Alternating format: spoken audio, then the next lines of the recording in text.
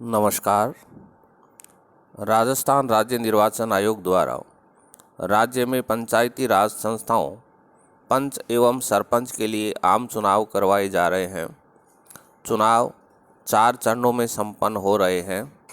उक्त चुनाव कार्यक्रम के अनुसार पंच का निर्वाचन मतपेटी से एवं सरपंच का निर्वाचन ईवीएम मशीन से संपन्न किया जा रहा है। इस प्रकार मतदान बूथ पर दोनों प्रकार की मतदान प्रणाली एक साथ प्रयोग में लाई जा रही है। पंचायती राज संस्थाओं के अंतर्गत चुनाव ईवीएम अथवा मतपेटी से कराए जाने के लिए रिटर्निंग अधिकारी एवं मतदान अधिकारियों हेतु अलग अलग मार्गदर्शिका राज्य निर्वाचन आयोग द्वारा प्रकाशित की गई है। इन मार्गदर्शिकाओं में मतदान दल के सदस्यों का कार्य विभाजन मतपेटी से अथवा ईवीएम के माध्यम से कराए जाने को ध्यान में रखकर तदनुरूप अंकित किया गया है। परंतु अब पंच का मतपत्र एवं मतपेटी से मतदान तथा सरपंच पद का मतदान ईवीएम मशीन से होगा।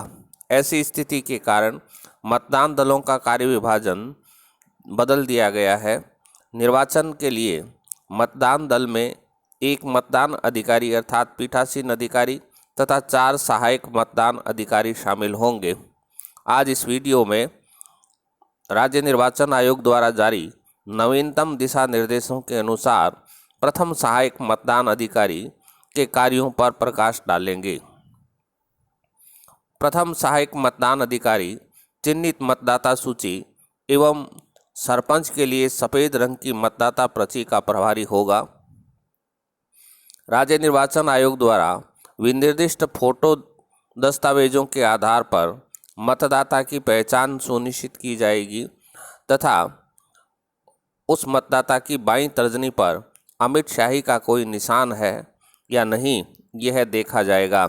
अगर मतदाता की बाईं तर्जनी पर पहले से ही कोई निशान अंकित है तो ऐसी स्थिति में उसका मत नहीं डलवाया जाएगा, अर्थात उसे मत देने की अनुमति नहीं दी जाएगी। इसके अलावा इसके पास निर्वाचक नामावली की चिन्हित प्रति एवं सरपंच पद के लिए काम आने वाली सफ़ेद रंग की मतदाता पर्ची होगी।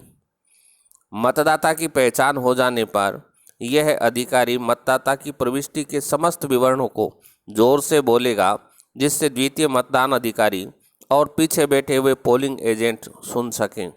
मतदान अभिकर्ता यदि चाहें तो इस वक्त पहचान बाबत ऐतराज़ उठा सकते हैं।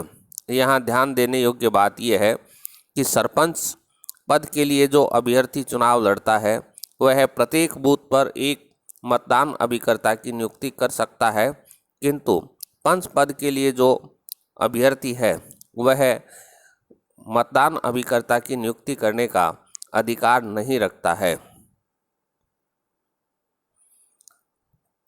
पहचान हो जाने के तुरंत बाद यह अधिकारी प्रत्येक मतदाता के नाम के नीचे अंडरलाइन खींच देगा और यदि मतदाता महिला है तो ऐसी स्थिति में महिला मतदाता के नाम के बाईं तरफ टिक का निशान अर्थात सही का निशान लगाएगा।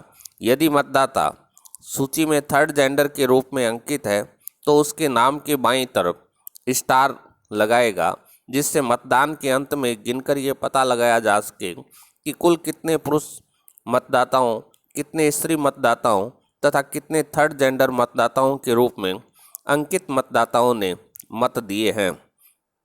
अगर कोई दृष्टिबाधित अथवा दिव्यांग मतदाता है जिनको पीठासीन अधिकारी की सहायता की आवश्यकता है तो ऐसे मतदाताओं के मामले में मतदाता की क्रम संख्या पर AA भी अंकित किया जाएगा।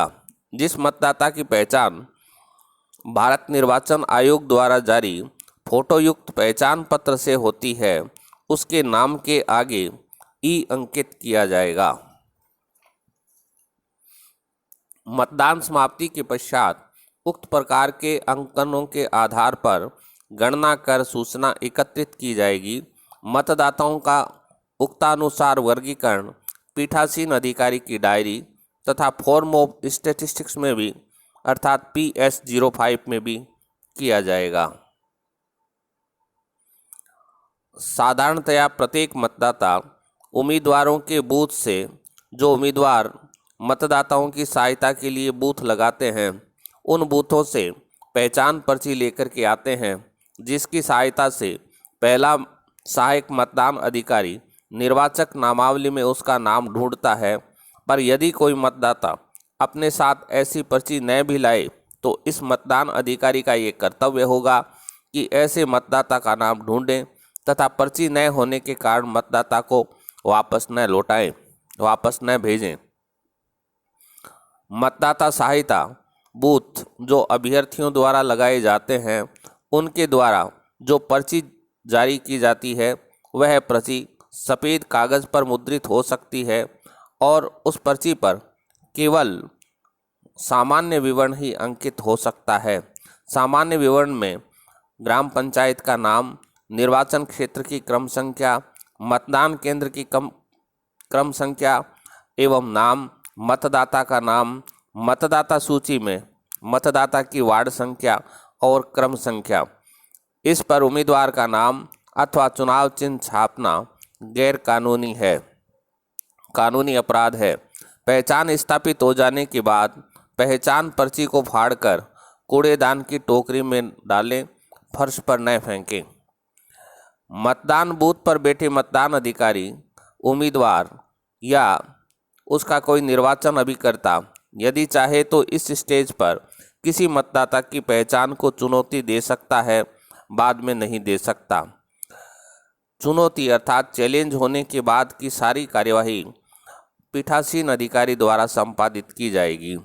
पहचान स्थापित हो जाने के बाद प्रथम सहायक मतदान अधिकारी सरपंच पद के लिए सफ़ेद रंग की मतदाता पर्ची जारी करेगा तथा मतदाता को देगा।